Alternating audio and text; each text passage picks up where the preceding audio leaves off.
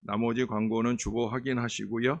우리 지난주에 이어서 우리 창세기 공부를 아마 오늘까지는 좀 다 마치긴 어려울 것 같고 다음 주까지는 해야 되지 싶어요. 우리 지난주에 창세기 개론을 좀 공부했고 또 앞부분 1장에서 11장까지 1장에서 11장까지가 뭐라고 그랬어요? 원역사라고 그랬어요. 기억나세요? 네 가지 사건으로 이루어진 네 가지 사건으로 이루어진 원역사의 기록들. 중요한 골자는 창조, 타락, 그 다음에 홍수, 그리고 바벨, 이 네 가지 사건이 되는 거예요. 그래서 우리가 지난주에 창조에 대한 거 공부를 했고요. 오늘은 이제 타락부터 아마 바벨까지 공부하고, 그리고 이제 다음 주에 뒷부분, 족장사 부분을 공부할 수 있도록 그리해 보겠습니다. 자, 창세기 3장을 한번 펼쳐볼까요? 창세기 3장. 우리가 개론적인 공부를 하는 거지만 중간중간 조금 심도 깊게 보게 하는 부분들은 좀 살펴보려 합니다. 자, 3장. 우리가 너무 자주 보았던 부분이긴 한데 3장 1절에서 6절까지 너무도 중요한 역사지요. 원죄의 역사, 원죄가 출발하는 역사, 사람의 불순종과 하나님의 심판의 선언이 처음으로 이루어지는 안타까운 역사, 우리가 한 번 더 꼽아 보겠습니다. 자, 1절에서 6절까지 우리 한번 한 절씩 교독을 해 읽어볼까요?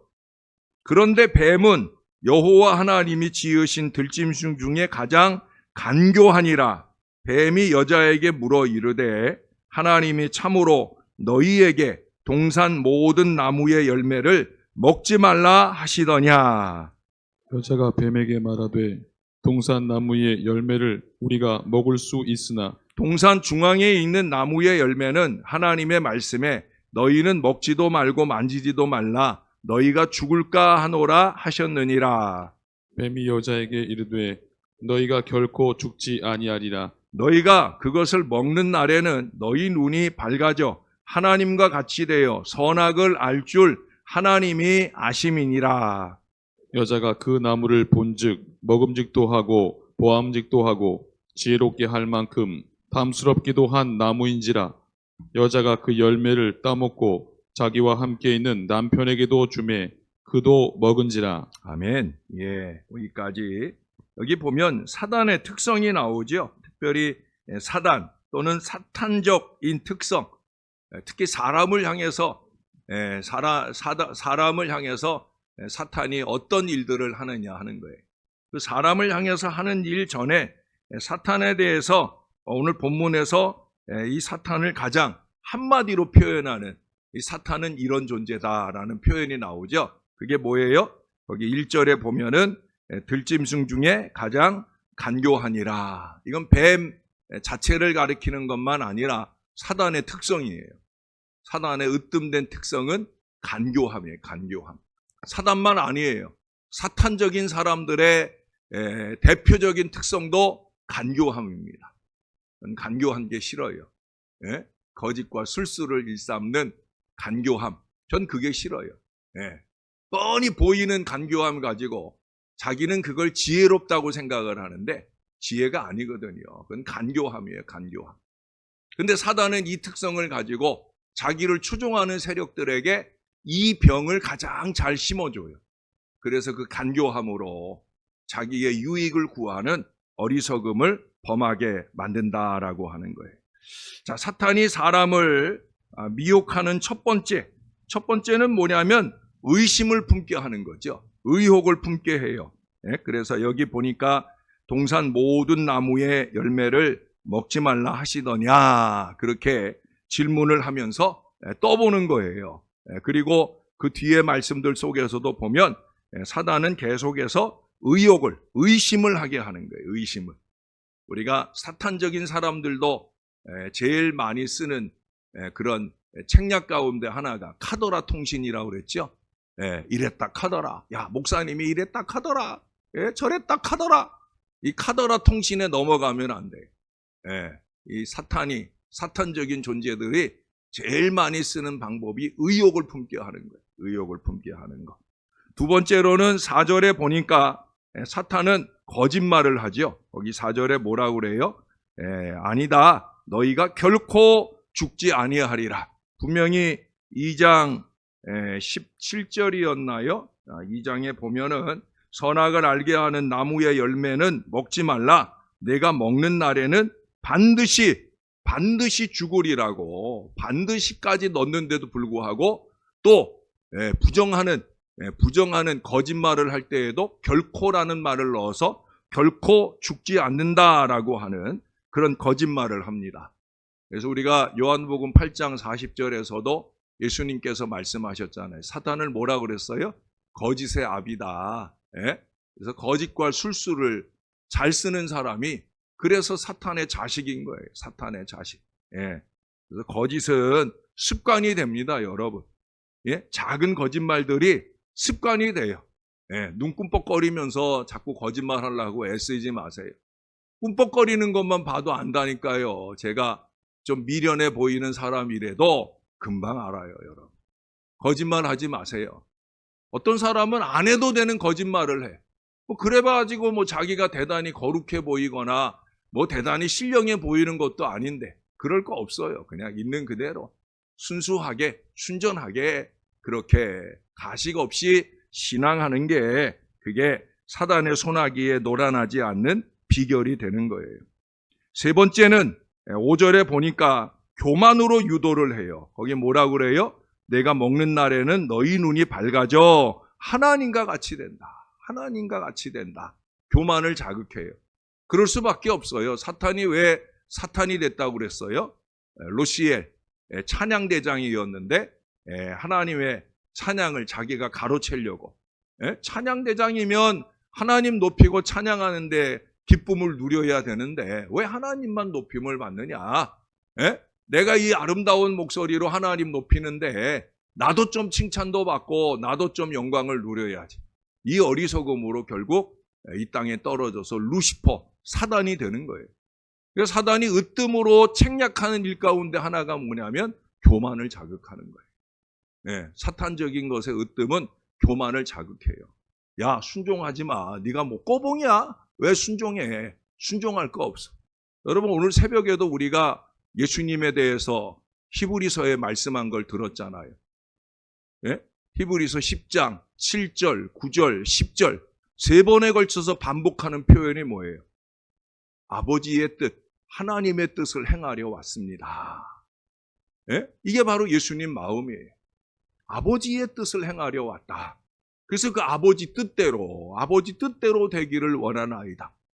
그래서 히브리서 10장 7절, 9절, 10절에 세 번에 걸쳐서 아버지의 뜻을 순종하여 받으신 우리 예수님에 대해 말씀하고 있어요. 그게 예수님이에요. 예수님 따라가고 예수님 닮아가는 것의 으뜸 모습은 다른 거 없어요. 순종으로 헌신하는 거. 그게 제일 좋은 모습이에요. 그게 제일 잘 헌신하는 거예요. 얼마나 대단한 일을 하고 대단한 업적을 남기고 이게 중요한 게 아니에요. 순종하지 않고 하는 일들은 다 쓸데없는 일을 하고 있는 거예요. 자, 여기 보세요. 하나님과 같이 되는, 내가 결정하는 게 아니에요. 아버지 뜻대로 아버지가 결정해 주시는 대로 나는 순종하며 따라가는, 그것을 잘하든 못하든 그게 중요한 게 아니에요. 얼마나 순종하여 받들었느냐, 그게 예수의 길 가는 저와 여러분의 믿음의 미래가 되어야 된다는 거예요. 한 가지만 더 꼽자고 하면 사탄은 인간의 귀와 눈과 내적인 욕망을 사로잡아요.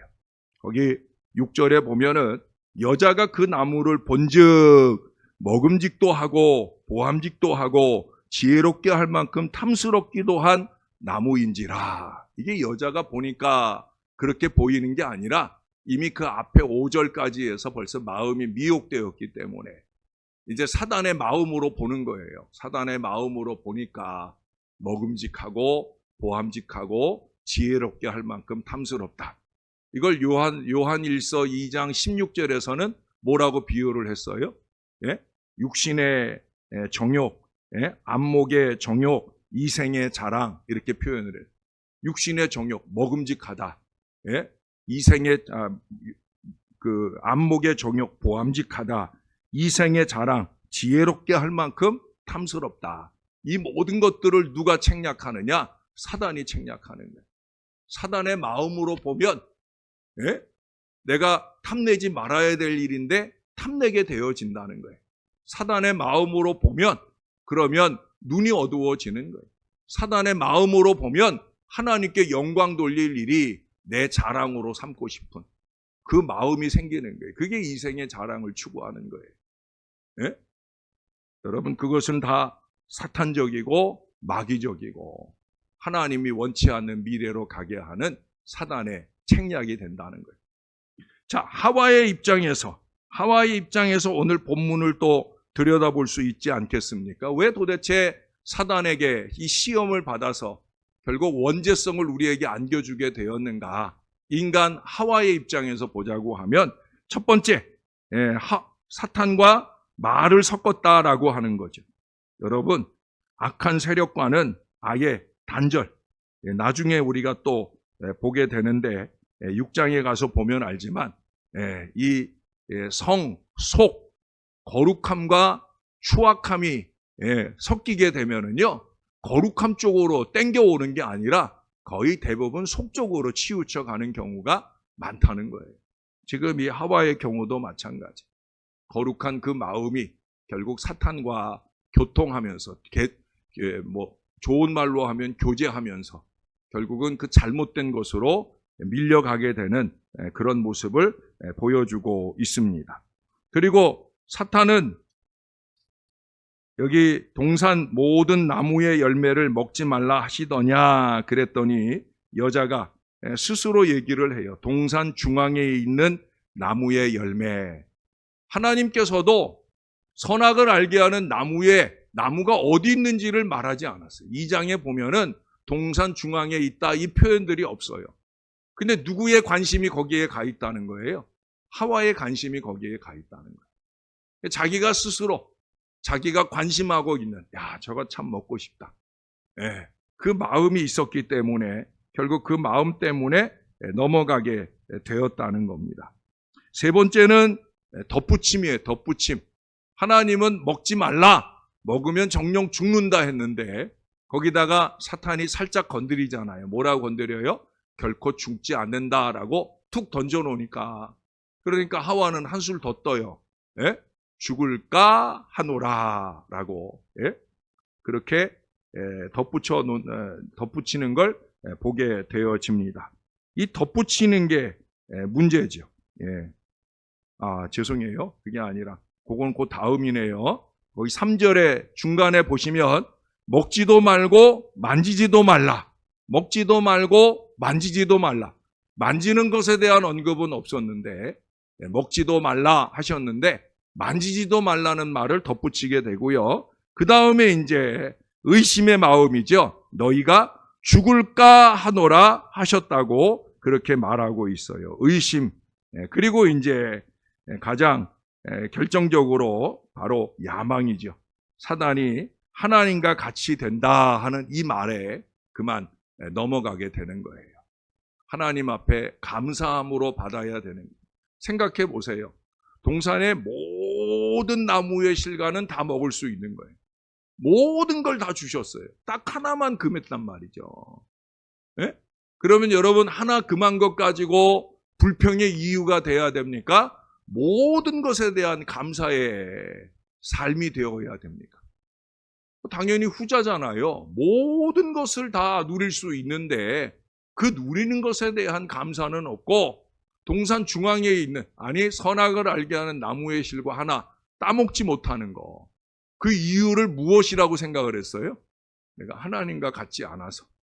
내가 하나님과 같지 않아서 이 어리석은 야망을 가지고 내가 저걸 먹으면서 하나님과 같이 된다. 내가 모든 걸 다 할 수 있다라는 이 어리석은 마음에 사로잡히게 되면서 결국은 패배하게 되는 미래로 나아가게 됩니다. 그게 뭐예요?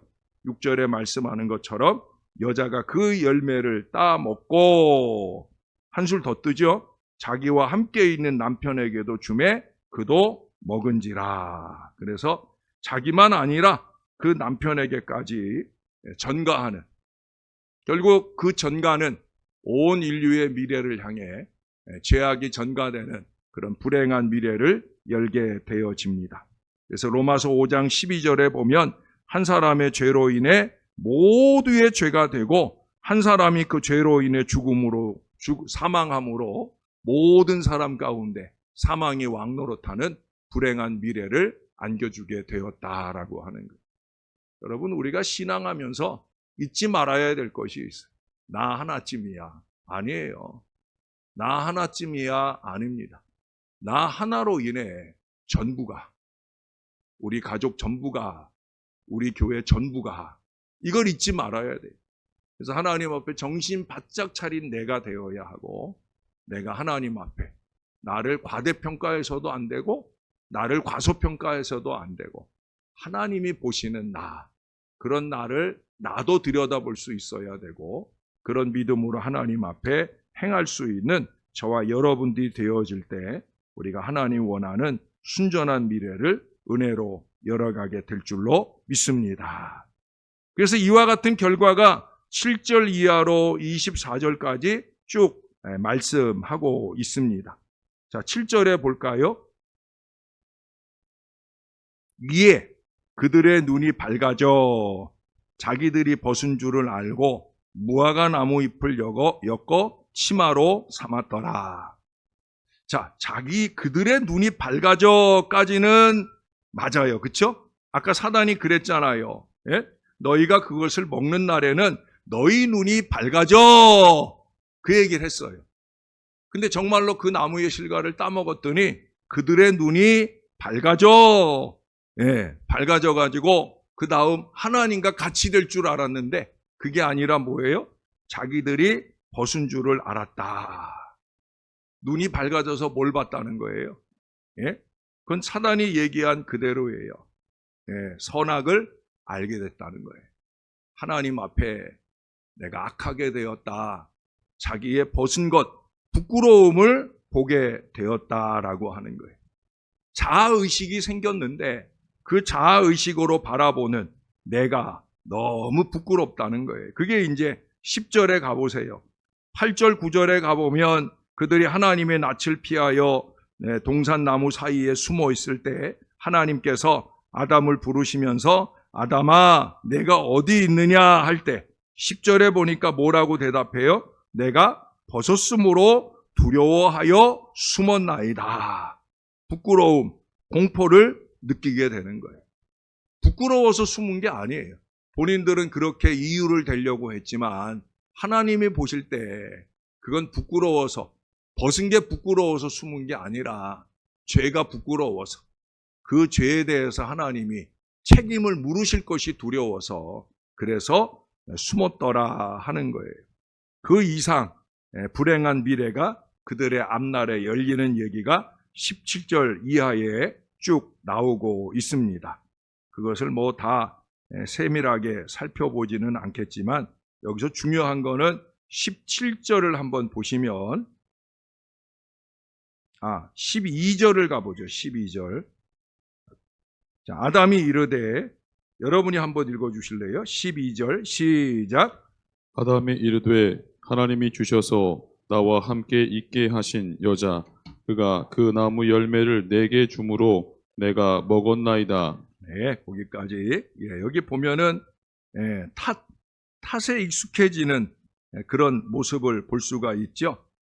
하나님께서는 그에게 바라신 게 뭐냐? 하나님은 그에게 은혜를 베푸시기를 원하셨어요.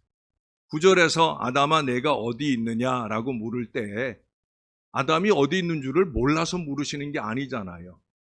아담이 어떤 일을 했는지 몰라서 물으시는 게 아니잖아요. 회개하고 나오기를 원하는 거예요. 근데 10절, 11절, 12절에 회개하고 나오기를 원하는 하나님의 마음은 외면하고 안타깝게도 탓을 합니다. 탓. 잘못을 모르는 거예요. 회개하지 않는 인생은 잘못을 몰라요. 잘못을 알면 회개하고 변화될 수 있는데 잘못을 몰라요. 오히려 잘못을 회개로 나아가질 못하고 탓으로 나아가게 됩니다. 탓이 두 가지로 나오죠. 하나는 뭐라고 그래요? 하나님이 주셔서라고. 하나님을 탓해요. 예? 하와를 받을 때는 뭐라고 그러고 받았어요? 예, 이는 내 뼈 중에 뼈요 살 중에 살이다. 뭐 온갖 좋은 소리를 다 하며 그땐 그렇게 받았는데 지금은 하나님이 주셔서 하나님이 줘가지고 그래가지고 나를 시험에 빠뜨리게 만들었다는 식의 탓을 하나님 앞에 하는 거예요. 또 그 여인에 대해서도 그러잖아요. 그가 내게 주므로라고 말해. 그가 내게 주므로.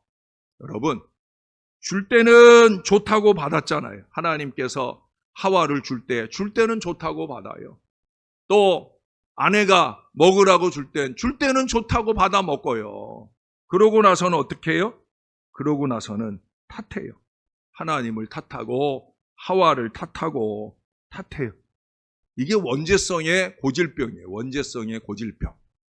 우리가 오늘날 죄 없는 인생을 살려고 애써 보지만 뜨문뜨문 원죄성이 우리에게 드러나는데 그 원죄성의 고질병 중에 하나가 뭐냐면 탓이에요.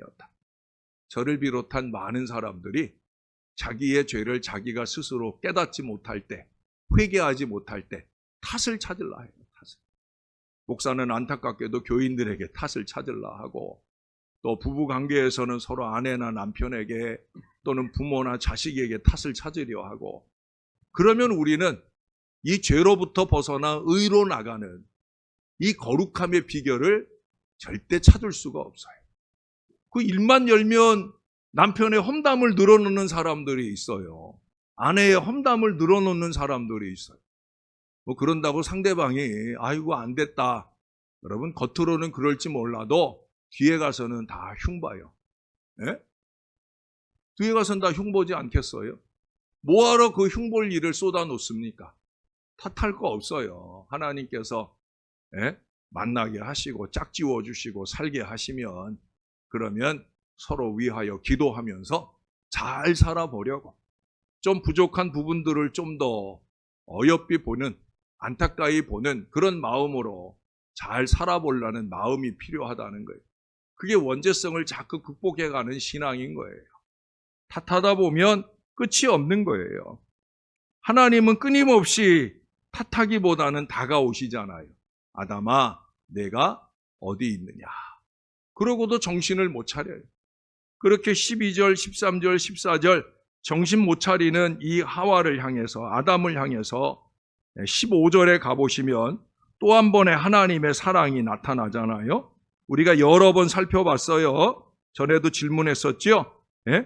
성경에서 예수님 오실 것에 대한 가장 첫 번째 구속자에 대한 약속의 말씀이 바로 이 창세기 3장 15절이라고. 내가 너로 여자와 원수가 되게 하고 내 후손도 여자의 후손과 원수가 되게 하리니 여자의 후손은 내 머리를 상하게 할 것이요 너는 그의 발꿈치를 상하게 할 것이니라. 여러분 지난주에 영상 본 거 생각나세요? 요 그림을 2번이나 그렸어요. 아, 2번 그린 줄도 모르는구나. 2번 그렸어요, 이 그림을. 3번 그렸어요? 한 번밖에 안 그렸나? 2번 그렸어요. 기억나세요? 2번 그렸어요. 궁금하면 500원. 농담이고요. 왜 갑자기 이 말이 생각났을까? 어떻든 여러분, 궁금하면 다시 그 영상을 좀 전사님, 김성진 목사님 보고 목사님 그 영상 저한테 한 번만 보내주세요 하면 그 영상이 목사님한테 제가 이제 매주마다 봐야 될 영상들을 보내주거든요. 있어요. 그럼 다시 한번 보면 거기 2번 그리는 게 보일 거예요. 그만큼 중요하다는 거예요. 그때도 그 말씀을 하셨어요. 이게 구속사에 대한 첫 번째 예언의 말씀이다. 바로 이 안에 하나님의 사랑이 있다라고 하는 거예요. 3장은 여기까지만 봅시다. 그 뒤에 저주를 받아서 가시를 내고 또 땀을 흘려야 수고해야 결실을 먹는다는 말씀들이 쭉 이어지고 그리고 21절에 여호와 하나님이 아담과 그의 아내를 위하여 가죽옷을 지어 입히시니라. 하나님은 참 창세기 이때부터 시작해서 언제나 우리를 위하고 아끼시는 그런 사랑의 하나님인 걸 끊임없이 보여줍니다. 자, 우리 4장으로 넘어가 볼게요. 4장에는 그 죄의 열매로서 그 가인이 나오죠. 가인의 혈통. 가인의 혈통은 나중에 6장에서 사람의 아들들이라고 하는 표현으로 사람의 딸들이라는 표현들로 또 나타나게 되어집니다. 어떻든 첫 살인자로 그는 여기에 언급이 되어 있어요. 거기 3절 말씀 볼까요? 세월이 지난 후에 가인은 땅의 소산으로 제물을 삼아 여호와께 드렸고 아벨은 자기도 양의 첫 새끼와 그 기름으로 드렸더니 여호와께서 아벨과 그의 제물은 받으셨으나 가인과 그의 제물은 받지 아니하신지라. 이 차이를 제가 한 두어 번 얘기했을 거예요.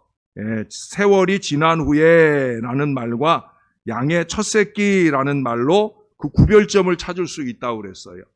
양의 첫 새끼라는 거는 다시 또 양이 새끼를 낳지 못하고 죽으면 그걸로 끝날 수도 있는데 불구하고 그 처음 것을 구별해 하나님 앞에 전부를 드리는 예배를 드렸다라는 거예요. 근데 세월이 지난 후에 가인의 경우에는 땅의 소산을 드리는데 땅의 소산은 매해마다 결실이 있잖아요. 근데 매해마다 있는 결실로 바로바로 하나님 앞에 드린 게 아니라 세월이 지난 후에. 왜 그렇겠어요? 첫 소산을 거뒀는데 너무 적어요. 이거 하나님께 드리고 나면 내가 먹을 것도 없고 농사질 것도 부족하고 그래서 조금 더 많이 거두면이라는 미련이 계속 이어지는 거죠. 그리고 이제 세월이 지나고 어느 순간에 좀 더 풍요롭게 소출을 거뒀을 때야 비로소 어떻게 보면 남는 것 중에 먹고 남는 것 중에 농사 짓고 남는 것 중에 하나님 앞에 드리는 그런 제사를 드렸기 때문에 하나님께서 받지 않으신 결과를 볼 수가 있다라고 하는 거예요. 결국 중요한 건 하나님이 마음을 보신다라고 하는 거죠. 근데 문제는 사실 그 다음이에요. 5절 하반절에 보면 가인이 몹시 분하여 안색이 변하니 여기서도 탓이 나오는 거예요. 예? 자기가 잘못 제사 드린 건 깨닫지 못하고 가인, 아벨과 비교할 때 잘못 드린 제사인 건 깨닫지 못하고 회개하지 못하고 재물을 연락하지 않은 하나님을 탓하고 또 저놈은 하나님께 연락되는 제사를 드렸고 내 건 하나님이 안 받으셨고 괜히 죄 없는 아벨에게 탓을 돌리죠. 결국 그래서 어떻게 해요? 그 아벨을 죽이게 되어지잖아요.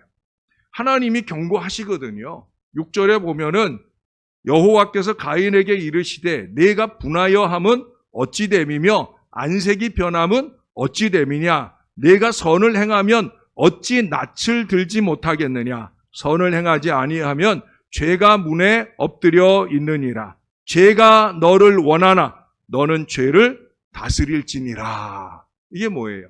하나님이 지금 거듭 경고하는 거예요. 야, 회개해라. 에? 내 마음에 죄의 소원이 가득한데 나도 탓하고 동생도 탓하고 그게 아니지 않느냐. 너 자신의 문제가 아니냐. 죄를 다스려라 라고 경고하는데도 불구하고 8절에 가보면 결국 그걸 무시하고 아벨을 쳐 죽입니다. 그런데도 불구하고 하나님은 다시 또 이 가인에게 회개의 기회를 한 번 더 주세요. 9절에 보세요. 가인에게 이르시되 내 아우 아벨이 어디 있느냐. 창세기 3장 9절 말씀에서처럼 이 4장 9절에서도 여전히 아벨이 어디 있는 걸 몰라서 물으시는 게 아니에요. 하나님이 물으실 때는 몰라서 묻는 게 아니에요. 죄송하지만 목사가 물을 때도 어떤 땐 그럴 때가 있어요. 몰라서 묻는 게 아니에요. 예? 아벨이 어디 있느냐. 그때 뭐라고 대답해요? 내가 알지 못하나이다. 내가 내 아우를 지키는 자니까 회개의 기회를 내팽개쳐 버립니다. 그래서 결국 그는 저주를 받아 유리하고 방황하는 인생을 시작하게 되어집니다. 4장의 마지막 부분에 가면은 아담에게 하나님께서 또 다른 거기 25절을 가보세요. 하나님이 내게 가인이 죽인 아벨 대신에 다른 씨를 주셨다 함이며, 자, 이 말씀 속에서도 하나님이 아담을 통해서 분명하게 가인과 선을 그어요. 새로 태어난 아들 셋, 그 아들, 그 다른 씨는 누구를 대신하는 씨라고요? 아벨을 대신하는, 하나님의 사람을 대신하는 하나님의 사람을 주시는 것으로 말씀을 하고 있어요. 그래서 그 셋도 아들을 낳고 그 이름을 에노스라고 하는 말, 여러분 기억나시나 몰라요? 예? 에노스라는 말. 제가 얼마 전에 시편 8편 말씀을 가지고 설교를 할 때, 그때 하나님께서 사람을 천사보다 조금 못하게 창조하셨다. 그 천사보다 조금 못하게 창조한 그 사람이 히브리 말로 뭐라고 그랬어요? 에노시라고 그랬어요. 에노시라고 하는 건 사람을 말하는 거예요. 근데 어떤 사람이냐? 죽을 수밖에 없는 약한 사람. 예? 지금 셋이 자기 아이의 이름을 에노시라고 지었단 말이에요. 죽을 수밖에 없는 존재, 연약한 존재, 하나님이 돌봐주시지 않으면 안 되는 존재, 그런 존재로 하나님께서 우리를 만들어 주셨다. 겸손하게 고백을 하는. 그래서 거기 보니까 에노스라 하였으며 그때의 사람들이 비로소 여호와의 이름을 불렀더라. 할렐루야. 하나님 이름은 언제 불러요? 내가 연약하다는 걸 깨달을 때, 내가 부족하다는 걸 깨달을 때, 내가 죽을 수밖에 없는 존재다. 난 아무것도 아니다. 누구 도움이 필요한 거예요? 하나님 날 좀 도와주세요. 지금 셋이 그걸 표현하는 거예요. 예? 아담도 안타깝게, 가인도 안타깝게 자기가 뭔가를 할 수 있다고 어리석게 생각했는데 아니라는 거예요. 사람은 에노시, 아무것도 아닌 존재다. 약한 존재다. 죽을 수밖에 없는 존재다. 그러니 하나님 도와달라고 매달리며 살아야 된다. 오늘도 우리가 자기 한 해 동안의 사명의 일들이나 소원의 기도를 가지고 기도를 했는데, 여러분 2025년도 결국 우리는 그렇게 살아야 돼요. 내가 뭘 할 수 있어서 대단한 자신감과 믿음으로 살아내는 게 아니라 하나님이 도와주셔요. 아멘? 하나님이 도와주셔요. 저나 여러분이 겸손한 마음을 놓치지 아니하고 하나님의 도움을 늘 바라고 사모하며 사는 믿음의 사람들 될 수 있기를 바랍니다. 이제 6장으로 넘어가 보면은요, 왜 5장은 그냥 지나가냐면 거기에 이제 아담의 계보들이 쭉 이어져서 노아 때까지 나와요. 물론 그 안에도 에녹도 나오고 중요한 인물들이 있지만 노아 때로 넘어가면서 6장에 중요한 이 6장부터 9장까지, 5장부터 9장 또는 6장부터 9장까지 이제 홍수 심판, 세 번째 원역사의 사건이 나오는 거예요. 홍수의 그 출발점, 원인을 먼저 우리가 살펴봐야 돼요. 그것은 안타깝게도 1절 이하의 4절까지의 말씀 속에서 나옵니다. 이게 바로 이제 성 속의 혼합을 말하는 거죠. 거기 보니까 사람이 땅 위에 번성하기 시작할 때 그들에게서 딸들이 낳는데, 하나님의 아들들이 사람의 딸들의 아름다움을 보고 자기들이 좋아하는 모든 여자를 아내로 삼는지라. 여기 이제 하나님의 아들들이라고 하는 존재가 뭐냐 하는 이론이 분분합니다. 두 가지 존재 중에 하나로 생각을 해. 하나는 천사, 타락한 천사로 보기도 하고, 또 하나는 셋 후손들을 하나님의 아들들로 보기도 합니다. 사람의 딸은 아까 본 대로 가인의 후손들을 생각하시면 되겠습니다. 어떻든 거룩함과 세속됨의 혼합이 이루어지면서, 그러면서 문제가 되는 거예요. 그리스도인들도 마찬가지예요. 우리가 어쩔 수 없이 세상에 발을 딛고 살다 보니까 세상과 혼합되어 살아간다는 거예요. 근데 우리는 신앙생활을 하면서도 세상과 버타여 살기 때문에 끊임없이 그 세속성을 자꾸 끄집어 들이려고 그래요. 교회 생활을, 신앙 생활을 자꾸 세속성과 비교해서 거기에 맞춰서 살라고 그래. 그게 아니거든요. 교회는 교회예요. 거룩함으로, 예? 신앙적으로, 신령함으로, 그게 교회예요. 세상과 빗대서 세상에 맞춰서 살아가는 게 그게 교회도 아니고 신앙도 아닌 거예요. 이걸 잊지 말아야 돼요. 우리는 성 속에 혼합이 되어질 때 언제나 속적으로 치우치게 되어지고, 그러면 결과는 뭐냐? 죄악이 관영하게 된다는 거예요. 교회라고 해도요, 여러분 아담과 하와가 있던 곳이 에덴 동산이에요. 오늘날 교회보다도 더 거룩한 동산이에요. 그런 동산도 한순간에 무너지는 거예요. 교회도 마찬가지예요. 우리가 무엇을 하든 새해에도 우리가 보고 오라는 걸 해요. 하나님도 보고 또 사람도 보고 자연도 보고, 그렇게 은혜 속에서 교제하는 일들도 하고 할 텐데, 그때 우리가 놓치지 말아야 될 거예요. 은혜가 먼저예요. 은혜가 먼저. 은혜가 먼저. 항상 그래요. 교회의 모든 일들은 언제나 은혜가 먼저다. 아멘? 그것이 우리 안에서 추구되어야 되는 거예요. 왜? 안 그러면 여기도 보세요. 죄악이 관영하게 됩니다. 거기 보니까 5절에 뭐라고 표현하냐면, 여호와께서 사람의 죄악이 세상에 가득함. 옛날 개역 한글에는 관영함이라고 표현했는데, 사람의 죄악이 세상에 가득함과 그의 마음으로 생각하는 모든 생각이 항상 악할 뿐임을 보시고, 예? 그리스도인다움을 상실하게 됐는다는.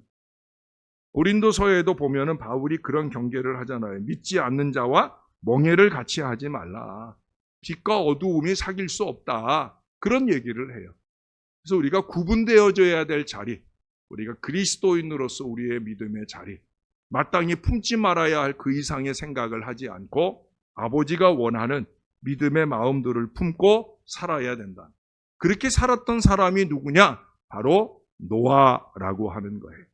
6절에 보면 사람 지으셨음을 한탄하사 마음에 근심하는 가운데서도, 8절에 보세요. 그러나 노아는 여호와께 은혜를 입었더라.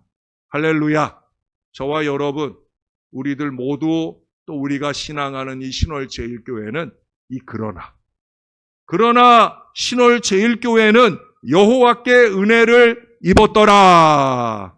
할렐루야. 우리는 그런 교회를 이루어 가야 돼. 세상 속에 있지만 세상과 다른. 세상은 하나님께서 한탄하는 일들이 끊임없이 일어나지만, 그러나 하나님이 바라보시는 우리 신월제일교회 안에는 하나님의 은혜를 입는 일들이 더욱더 넘쳐나는 신앙의 공동체가 이루어져야 될 줄로 믿습니다. 왜? 그래야 세상에 죄악이 가득해서 하나님이 다 쓸어버리는 가운데서도 하나님이 노아 가족을, 노아로 인해, 여러분 거기 14절을 가보세요. 너는 보페르 나무로 너를 위하여 방주를 만들되 그 안에 칸들을 막고 역청을 그 안팎에 칠하라. 여러분, 노아의 홍수라고 하는 것은 결국 사람의 죄악 때문에 자연 만물이 다 멸망당하잖아요. 자연 만물은 아무 죄도 없을 수 있는데 사람이 잘못하니까 자연도 피폐를 입게 되는 거예요. 오늘날 이상기후가 그런 거잖아요. 예? 세상이 잘못한 게 아니라, 자연이 잘못한 게 아니라 사람들이 잘못 살아서, 그래서 결국 사람들 때문에 이상기후가 생기게 되어진 거잖아요. 이때도 마찬가지. 근데 중요한 건 뭐예요? 결국 그 사람을 통해서, 여기 노아, 너를 위하여. 근데 노아 한 사람을 위해서가 아니에요. 노아를 통해 그와 그 온 집이, 노아 때문에 그의 아들 셋과 그 자부들까지, 노아의 아내 또 그렇게 해서 다 모두 8식구가 그와 그 온 집이 다 구원을 받잖아요. 그 집만 구원을 받아요? 아니에요. 노아 때문에 자연 만물이 구별되어 구원받는 구원의 방주를 이루게 되잖아요. 우리가 기도할 때마다 그런 기도 많이 하잖아요. 우리 신월제일교회가 이 썩어져가는 세상 가운데 구원의 방주가 되게 해달라. 할렐루야. 우리가 그 기도를 자주 하는데 그 기도의 응답은 누가 받는 거예요? 내가 이루어가는 거예요. 내가 노아처럼 당세의 의인이 되고 하나님의 은혜를 입는 존재가 될 때 나 때문에 내 가족이, 나 때문에 내 이웃이나 자연 만물이 하늘의 구원을 맛보는 구원의 방주, 신월제일교회가 되어야 할 줄로 믿습니다. 우리가 이런 자긍심을 갖고 신앙생활할 필요가 있다라고 하는 거예요. 그래서 구약이나 신약이나 다 마찬가지. 한 사람으로 인해 신약에도 보면은 삭개오라든지 또는 고넬료라든지 또는 그 루디아라든지 대부분 보면은 그 한 사람으로 인해 그 가족이 다 구원을 받고 그 가족만이에요? 그 지역이 다 복음화되고 이 놀라운 역사를 보잖아요. 우리가 그런 사명의 사람이에요. 나를 통해 내 가족이, 나를 통해 이 지역사회가 하나님의 구원을 맛보는 그런 우리 신월제일교회의 모든 은혜의 역사가 일어나게 되기를 소원합니다. 제가 얼마 전에 그 새벽 시간에 언약에 대한 얘기를 했어요. 9장에 보면은 9장 8절 이하의 17절까지 거기 언약이라는 말이 그 8절부터 17절까지 언약이라는 말이 7번이나 나와요. 그 언약의 중심은 뭐냐면 무지개예요. 무지개. 13절에 보세요. 내가 내 무지개를 구름 속에 두었나니 이것이 나와 세상 사이에 언약의 증거니라. 언약의 무지개. 이 무지개 사랑을 또 한 번 더 하나님이 보여주세요. 그래서 언약의 약속을 주셔요. 그래서 성경은 언약의 책이다. 그래서 구약과 신약으로 주어진 얘기라는 걸 얼마 전에도 새벽 시간에 말씀을 드렸어요. 사랑하는 여러분, 하나님의 약속, 우리는 약속받은 주의 백성으로 하나님과의 약속을, 믿음의 결단들을 주 안에 잘 지키며 사는 하나님의 사람들이 되어야 할 것입니다. 한 가지만 더 정리하고 끝날게요. 그건 뭐냐면 바벨입니다. 자, 10장에는 노아의 후손들, 셈, 함, 야벳으로 이어지는 후손들이 나오고요. 이제 거기서 이제 아브라함으로 이어지는 내용들이 나오겠죠. 그 가운데 이제 11장에 바벨 사건이 1절부터 잠깐 언급이 되어집니다. 하나님께서 이 바벨의 흩으심, 혼잡을 주신 이유는 다른 데 있지 않아요. 바벨이라는 말의 의미가 혼잡이에요. 혼잡. 언어의 혼잡.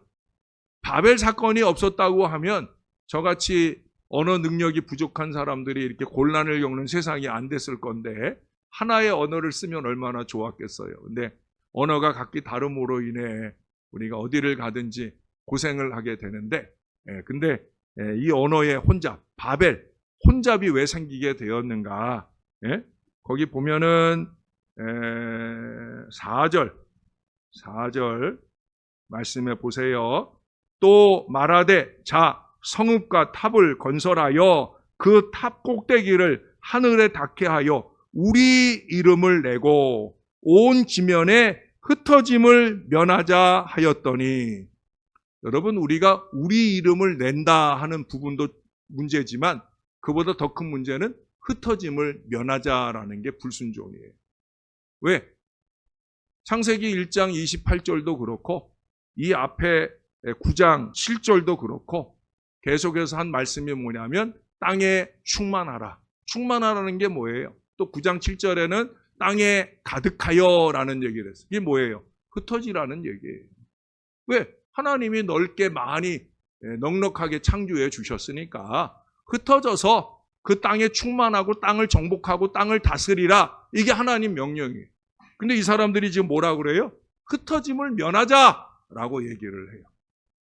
우리가 하나 되는 거 좋아요. 하나 되는 거 좋아요, 나빠요? 좋죠. 올해도 우리가 다시 일어나 함께 가자인데 함께 옳은 길을 가면 너무 좋죠.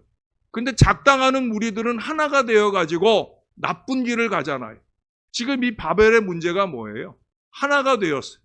흩어짐을 면하자, 하나가 되자. 하나가 되는 것까지는 좋아요. 그런데 아버지의 뜻을 거스리는 하나가 되는 건 좋아요, 나빠요? 나쁜 거죠. 그들의 이 어리석은 작당이 결국은 그들의 언어가 혼잡하게 되는 그런 결과를 만나게 되었더라 하는 거예요. 사랑하는 여러분, 하나 됩시다. 하나 되는데 어떻게 하나 되느냐? 아버지의 뜻대로. 아버지의 뜻대로 하나 되는 저와 여러분, 우리 신월 제일교회가 되어 하나님께서 신월 제일교회를 언제나 은혜로, 사랑으로 돌봐주시는 축복된 공동체 되기를 우리의 구주 되시는 예수님 이름으로 간절히 축원합니다. 우리 다 같이 한번 기도하십시다. 한 마음 한 목소리로 하나님, 사단이 끊임없이 우리의 은혜를 파고들 때 우리가 정신 바짝 차리고 그 사단의 악행을 이겨내고 우리가 믿음으로, 은혜로 우리가 승리하는 신앙생활 하게 해달라고, 우리가 한 마음 한 뜻이 되어 아버지의 뜻 따라가는 겸손과 순종의 믿음의 재단을 이룰 수 있는 한 사람 한 사람 신앙 백성 되게 해주시되 내가 그런 사람 되게 해달라고 우리 다 같이 한 목소리로 기도하겠습니다. 좋으신 아버지 하나님, 하나님 은혜를 감사합니다. 아버지 은혜 아니면 우리가 살 수 없는 걸 다시 한번 깨닫게 됩니다. 아담과 하와가, 가인과 아벨이 끊임없이 하나님 앞에 범죄하는 인상의 어리석음들로 인하여서도 하나님은 사랑을, 긍휼을, 은혜를, 축복을 베풀어 주시고자 사람을 택하시는 걸 기억합니다. 우리는 죽을 수밖에 없는 연약한 존재입니다. 내가 한터럭도 희고 검게 할 수 없습니다. 내가 무엇을 할 수 있겠나이까? 그래서 순종하길 원하나이다. 아버지의 뜻대로 공동체의 유익을 위해 내가 순종하고 받들어 섬기는 믿음의 사람들 되기를 원하나이다. 어그러진 길로 가는 게 아니라, 잘못된 길로 가는 게 아니라 아버지의 은혜를 입는 길로 가기를 소원합니다. 나로 인해 공동체가 살고 나로 인해 세상 만물이 사는 역사까지 쓰임받게 되기를 소원합니다. 주님, 그렇게 우리를 사용하여 주옵소서. 그렇게 우리를 이끌어 주옵소서.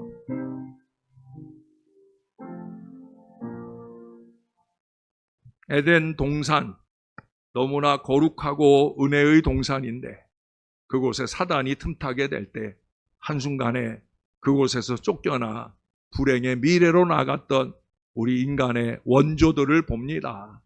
또한 사람의 딸들을 흠모하여 성속이 혼합되는 어리석은 모습들로 통해 세상의 죄악이 가득하게 되는 안타까운 모습도 봅니다. 그런 중에도 하나님은 긍휼로 사랑으로 사람들을 끌어안으시는 그 놀라운 은혜를 보여주셨나이다. 우리가 그 은혜 아니면 어찌 여기 있겠나이까?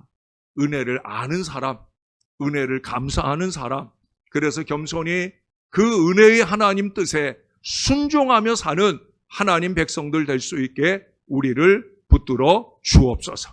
우리가 무엇을 할 수 있겠나이까? 우리는 죽을 수밖에 없는 연약한 존재입니다. 그래서 아버지의 뜻하심에 겸손히 순종하며 아버지의 영광을 드러내는 은혜의 백성이 되어야 할 줄로 믿습니다. 우리도 노아처럼 그런 사람 되게 하옵소서.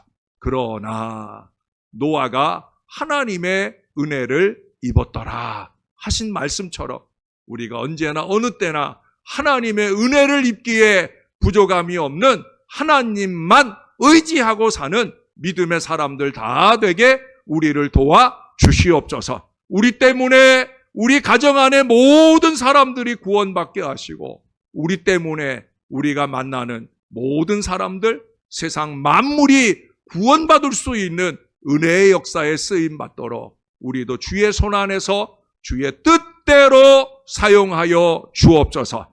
2025년 다시 일어나 함께 아버지의 뜻을 이루는 거룩한 교회 되어지게 우리를 붙들어 주시고 인도해 주실 줄 믿습니다. 감사합니다.